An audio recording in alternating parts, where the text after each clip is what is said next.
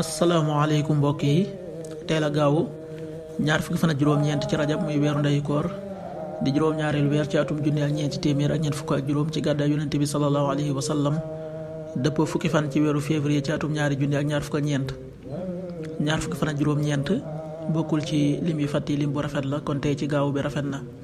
li ñu ci gën a taamu mooy ku ca watu, li ñu ciy teete rek waccandiku moom gaawu mooy ku ca sangu wala ku ca fóot. ñaanuk bis bi yow yàlla nag ma setal ci ay bàkkaar ak i njuumte. allahumma tahhirni min ad-dunubi wal xataaya, allahumma tahhirni min ad-dunubi wal xataaya. xadiisu bis bi yonent bi sallallahu alayhi wa sallam nee na ku julli te jàngoo faatixa amoo ak julli. xadiis bi buxaari ak muslim nettali na ko. qaala rasulullahi sallallahu alayhi wa sallam laa solaata liman lam yaqra bi faatixatil kitaab, rawaahu buxaari wa muslim.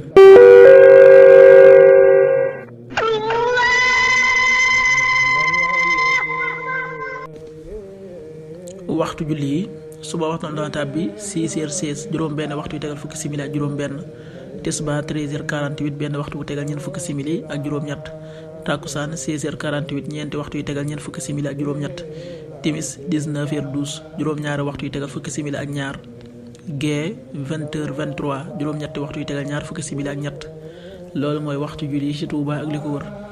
bu fekkee nekkoo Touba soo ko féetee penku ñaar fukk ak juróom-ñaari kilomètre dina wàññil benn simili, soo ko féetee sowwu ñaar fukk ak juróom-ñaari kilomètre dina yokkal benn simili, soo ko féetee gànnaar wala Saalum téeméeri kilomètre dina yokkal benn simili. jant bi dana fenk 7h31 juróom-ñaari waxtu yu tegal fanweeri simili ak benn, di so 19h08 juróom-ñaari waxtu yu tegal juróom-ñetti simili. yàlla na nu yàlla nangul te nangul leen amin.